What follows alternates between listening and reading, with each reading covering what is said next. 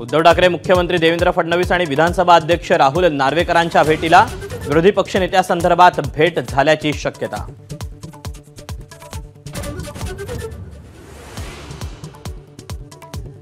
नाराज छगन भुजबळांचा अजित पवार, प्रफुल्ल पटेल, सुनील तटकरेंवर थेट हल्लाबोल।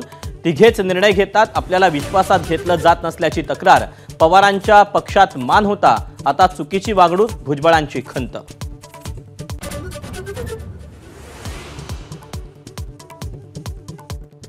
भुजबळांनी मंत्री करा असं फडणवीसांनी सांगितलं, पण त्यांचं कुणी ऐकलं नाही। भुजबळांचा हल्लाबोल, लढा मंत्रिपदाचा नाही तर अस्मितेचा असल्याचं भुजबळांचं वक्तव्य।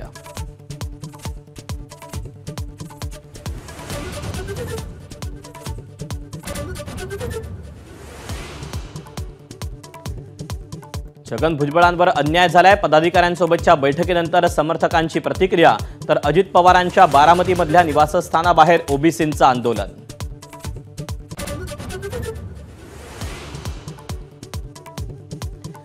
छगन भुजबळ अधूनमधून संपर्कात असतात, नाराजीच्या चर्चांच्या पार्श्वभूमीवर उद्धव ठाकरेंचं सूचक वक्तव्य। नाराज असलेल्यांचे निरोप येत असल्याचाही दावा।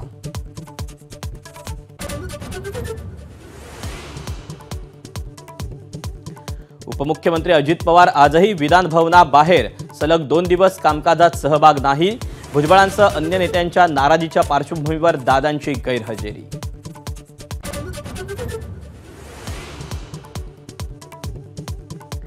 फडणवीस आणि शिंदेंना खोट्या गुन्ह्यात अडकवण्याच्या कटाचा एटीएसद्वारे चौकशी। काल सभागृहात सादर झाली होती ऑडिओ क्लिप।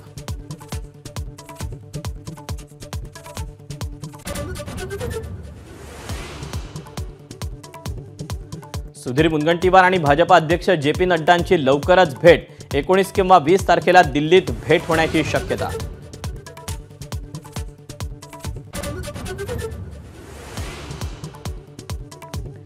मनोज जरांगेंचा पुन्हा एल्गार। 25 जानेवारीपासून अंतरवाली सराटीत आमरण उपोषण।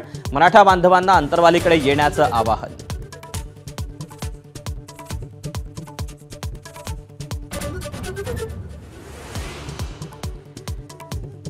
एक देश एक निवडणूक विधेयक लोकसभेनं स्वीकारलं। 269 सदस्यांचं विधेयकाच्या बाजूनं मतदान, तर 198 सदस्यांचं विरोधात मतदान।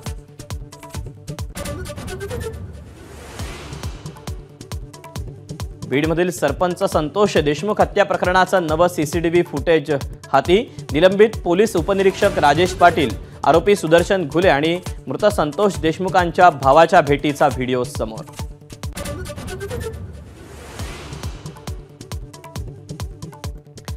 क्रिकेटर अजिंक्य रहाणेची सोलापुरातील अंगणवाडी आणि झेडपी शाळांना भेट। चिमुकल्यांसोबत मारल्या गप्पा आणि खिचडीचाही घेतला आस्वाद।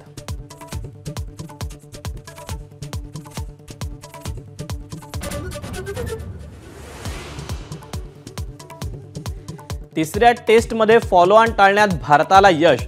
बुमराह आणि आकाशदीपच्या शेवटच्या विकेटसाठी नाबाद 39 धावांच्या भागीदारांना नामुष्की टळली।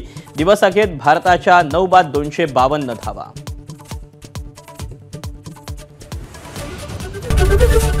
एबीपी माझा, उघडा डोळे बघा नीट।